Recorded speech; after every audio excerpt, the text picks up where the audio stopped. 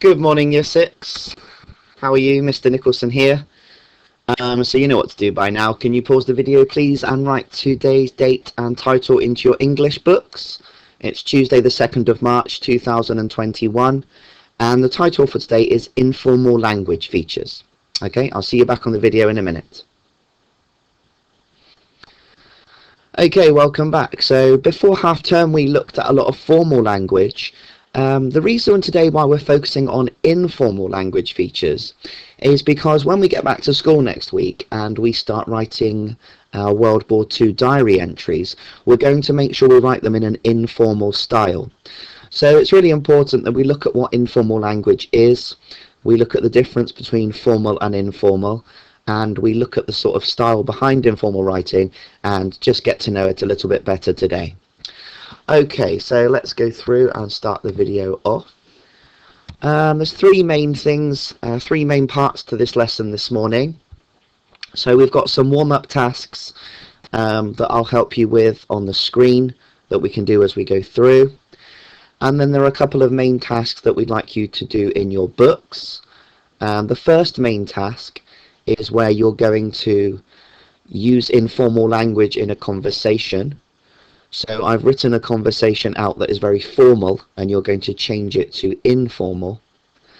And then the second main task to finish off on is you're going to write a conversation between two characters who are completely different. So you're going to write a conversation between a very posh, formal lady who lives in the countryside and then a very informal style for an evacuee child who has turned up during World War II. So those are the three main things that we're going to be doing in today's English lesson. Okay, so let's have a look then at the difference between formal and informal vocabulary. There are occasions when people are expected or required to speak using a more formal style of language. Formal writing is more official, it's more serious, and it's important that you use correct grammar. Informal language is when you're in a more relaxed or casual situation. You can use a casual speaking style. You can use slang words and abbreviations, and that's absolutely fine when you're writing in an informal way. Can you think of any different examples where you would use formal writing and where you would use informal writing? Have a little bit of a think. You might want to jot a few ideas down into your English books. Okay, I wonder what you came up with for that higher order question. When I think about my life and when I write in a formal way, I think of things like when I'm writing letters to people that are important. So I'm thinking about times in the past where I've written letters applying for jobs, or I've written letters to my teachers or head teacher when I was at school, or I've written letters to people like the bank manager when I'm asking for things. Informal language, I use it when I'm doing things like text messages, when I'm writing emails or social media messages to my friends, people who know me really well. And when I'm doing that, I normally use an informal, a kind of casual style to them. I'd also use an informal style if I was maybe writing a note to somebody. What I think might be quite fun is if we look at some different writing types, and you have to make a decision whether you would use a formal style, an informal style, or maybe you would do both. So this is normally something we do in a whole class at school, and you can maybe talk to a talk partner, or you could stand up out of your chair when you make a decision. But for today, I think you'll just have to either go through them, think about them, or write them into your books. Excuse me. Okay, so we've got a text message. I think I've already talked about this one before, so hopefully you're following the video through fully. What style would you use for a text message? That's right, it'd probably be an informal style, because you're probably writing a text to a friend or somebody you know. So it doesn't really matter terribly if your grammar is not perfect and your vocabulary is not the best possible vocabulary. As I say, if you want to just think about these as you go through, that's absolutely fine. If you do want to write them into your books, just pause the video each time and write your answer in. Okay, the next one we've got is an email. Have a little think. Formal, informal, or both? I think this one could be both because it depends on who the email is to. If you're writing a quick email to a friend, you'd use an informal style. But if you're writing a more important, serious email, possibly to someone important, like maybe to the head teacher of a school, then you'd use a formal style for that. A letter. What style of writing would you use in a letter? I'm going to say both for this one as well. Again, because it depends on the recipient of the letter. And it depends on the type of letter. So a postcard type letter where you're writing home to a friend would be informal. But a letter maybe where you're trying to persuade someone, maybe someone like the mayor of Tor Point, you're trying to persuade them to do something to the town, you'd need to write that one in a formal style. Okay, an essay for school. So where you've been asked to do a piece of writing for your schoolwork. Have a little think. I think this one would probably need to be kept in a formal style because it's quite an important piece of writing for school. And if you didn't bother with your grammar and you use lots of slang words, I don't think your teacher would be very impressed. A diary. So, as I spoke to you yesterday, I told you that this term we're going to be writing diary entries for our next unit of work. You had a go at doing an elicitation task where you wrote some diary entries about your life. What kind of style would you use for that?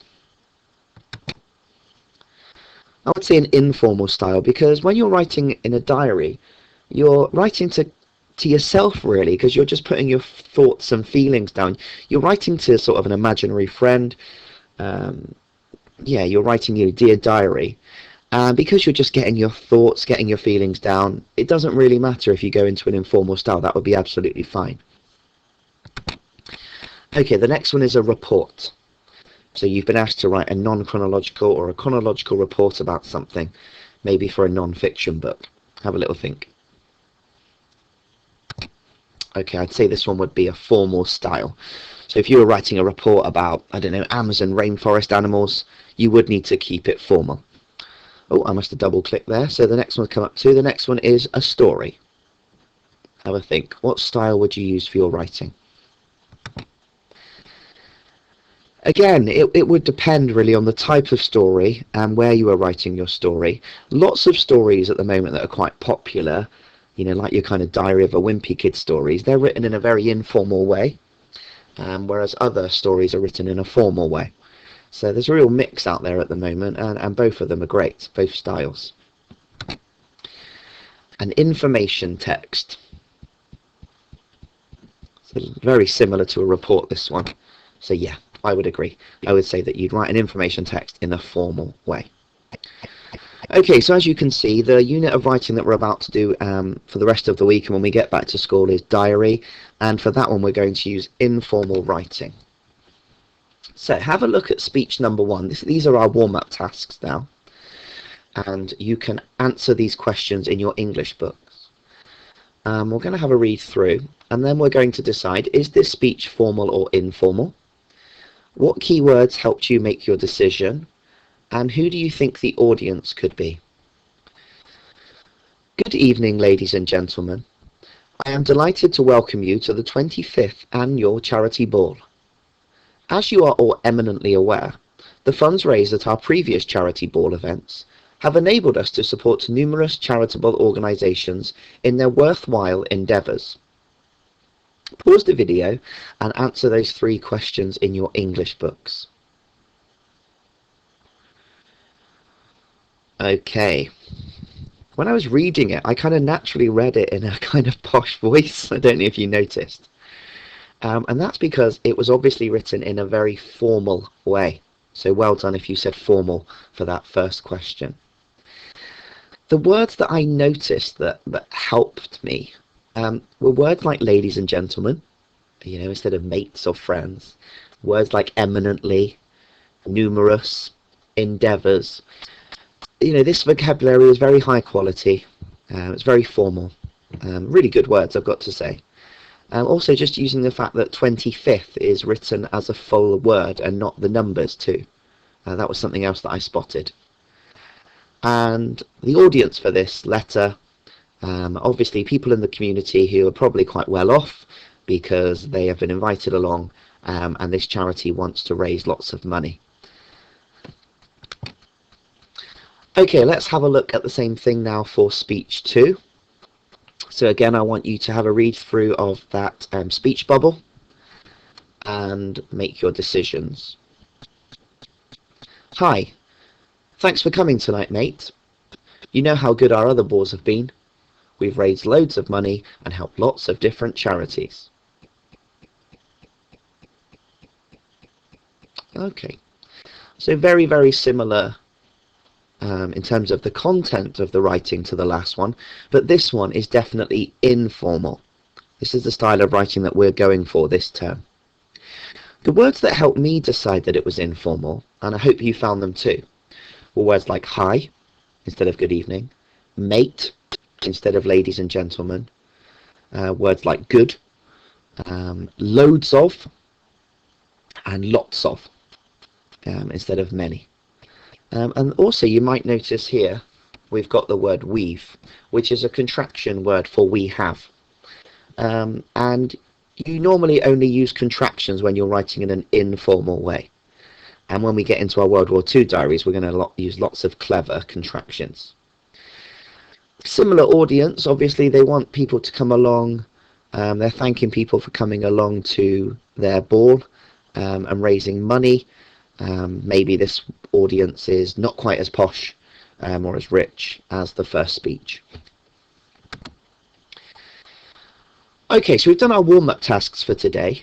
I've called this silver, but I think everyone should have a go at silver and gold today, really, this morning. What I'm going to do is I'm going to show you a conversation between two evacuees who were on their way home in December 1939. Because remember, the evacuees actually were sent home for a little bit at the start of World War II because the Germans didn't drop bombs on the city straight away, and then were re-evacuated a couple of months later.